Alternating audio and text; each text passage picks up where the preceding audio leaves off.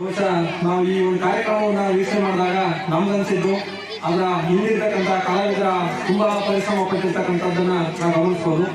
ಜೊತೆಗೆ ಮಕ್ಕಳು ಸಮೇತ ಬಹಳ ಖುಷಿ ಪಟ್ಟಿದ್ದಾರೆ. ನಾವು ಶಾಲೆಯಲ್ಲಿ ನಮ್ಮದೇ ಆಗಿರ್ತಕ್ಕಂಥ ದಾಟಿನಲ್ಲಿ ನಾವು ಪದ್ಯಗಳನ್ನ ಹೇಳ್ಕೊಡ್ತೀವಿ.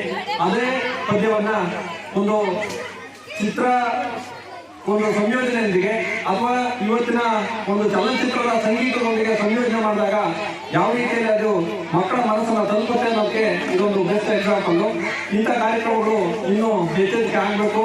ಜೊತೆಗೆ ಇನ್ನೊಂದು ಅವ್ರು ಹೇಳಿಕೆ ಬಯಸ್ತೀನಿ, ಇನ್ನೂ ಸಮೇತ ಹೆಚ್ಚಿನ ಒಂದು ಸಮಯಾವಕಾಶವನ್ನು ಮಾಡಿಕೊಂಡು ಬಹಳಷ್ಟು ಪದ್ಯಗಳನ್ನ ಆಡಿದ್ರೆ ಮಕ್ಕಳು ಇನ್ನಷ್ಟು ಖುಷಿ ಪಡ್ತಾ ಇದ್ರು. ಇನ್ನು ಮುಂದಿನ ದಿನಗಳಲ್ಲಿ ಈ ಸಮಯಾವಕಾಶ ಮಾಡಿಕೊಂಡು ಬಹಳಷ್ಟು ಪದ್ಯಗಳನ್ನ ಆಡಬೇಕು ಅಂತ ಈ ಮೂಲಕ ಕೇಳ್ಕೊಳ್ತೇನೆ. ಧನ್ಯವಾದಗಳು. ಬೆಳಿಗ್ಗೆ ಅಂದರೆ ಮಕ್ಕಳು ತುಂಬ ಎಂಜಾಯ್ ಮಾಡ್ತಾರೆ. ಮೇಡಮ್ ಹೇಳ್ದಂಗೆ ಕರೆಕ್ಟ್ ಒಂದಷ್ಟು ಬದಲಾವಣೆ ಆಗಬೇಕು. ನನಗೆ ಮಟ್ಟಿಗೆ ಇವರು ಅದೇ ಲ್ಯಾಂಗ್ವೇಜಿಗೆ ಸಂಬಂಧಪಟ್ಟಾಗ ಸ್ವಲ್ಪ ಹೊತ್ಕೊತಿದ್ರು.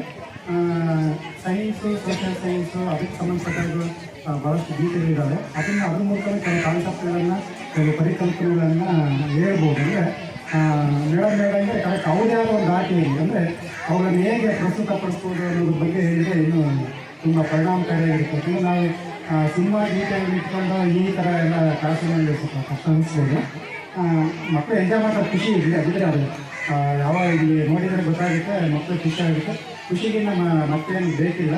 ಅದ್ರ ಜೊತೆಗೆ ಪೂರಕವಾಗಿ ಈ ಥರದ್ದು ಒಂದಷ್ಟು ಅವರು ವಿಷಯವಾದ ಅಂದರೆ ಗಣಿತಕ್ಕೆ ಸಂಬಂಧಪಟ್ಟ ಹಾಗೆ, ವಿಜ್ಞಾನಕ್ಕೆ, ಸಮಾಜ ವಿಜ್ಞಾನಕ್ಕೆ ಸಂಬಂಧಪಟ್ಟ ಹಾಗೆ ಒಂದಷ್ಟು ಪರಿಕಲ್ಪನೆಗಳನ್ನು ಅವರು ತಮ್ಮದೇ ಆದ ದಾಟಿಯಲ್ಲಿ ಹೇಗೆ ಗೀತೆಗಳ ಮೂಲಕ ನಾವು ಅದನ್ನು ಪ್ರಸ್ತುತಪಡಿಸ್ಬೋದು ಅನ್ನೋದು ಮಾಡಿದ್ರೆ ತುಂಬ ಚೆನ್ನಾಗಿರುತ್ತೆ ಅಂತಿದ್ದೀನಿ. Thank you.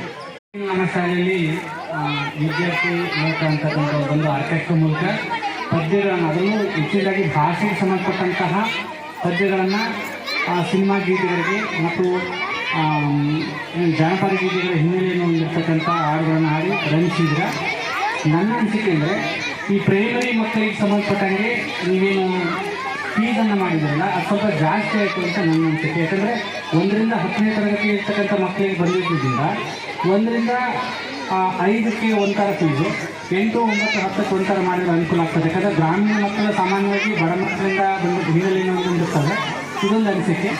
ಜೊತೆಗೆ ಇನ್ನೂ ಕೂಡ ಕೆಲವು ಜಾನಪದ ಗೀತೆಗಳನ್ನು ಇತರೆ ಸಬ್ಜೆಕ್ಟ್ಗಳಿಗೆ ಸಂಬಂಧಪಟ್ಟಂಗೆ ಮಾಡಿ ಅದನ್ನ ಪ್ರಚುರಪಡಿಸಿದ್ರೆ ಅನುಕೂಲ ಆಗುತ್ತೆ ಅಂತ ನನ್ನ ಭಾವನೆ. Thank you. ಮನೋರಂಜನೆ ನೀಡ್ತಾ ಇದೆ.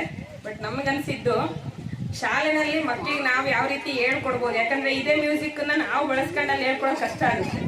ಎಲ್ಲದಕ್ಕೂ ಫಿಲ್ಮಿ ಬೀಟ್ ಹಾಕಿ ಮಾಡಿ ಹೇಳ್ಕೊಡೋದು ಕಷ್ಟ ಆಗುತ್ತೆ. ಬಟ್ ಮ್ಯೂಸಿಕ್ ಇಲ್ದಲೇ ಪದ್ಯಗಳನ್ನ ಮಕ್ಕಳಿಗೆ ಹೇಗೆ ರಾಗವಾಗಿ ಮಾಡ್ಬೋದು ಅಂತ ಸರಳ ರಾಗವನ್ನ ಹಾಕೊಡ್ತಿದ್ರೆ ನಮ್ಗೆ ಅನುಕೂಲ ಆಗ್ತಿತ್ತು ಅನಿಸ್ತು. ಚೆನ್ನಾಗಿದೆ ಕಾರ್ಯಕ್ರಮ, ಮಕ್ಕಳು ಎಂಜಾಯ್ ಮಾಡಿದ್ರು ಅನಿಸ್ತು. Thank you.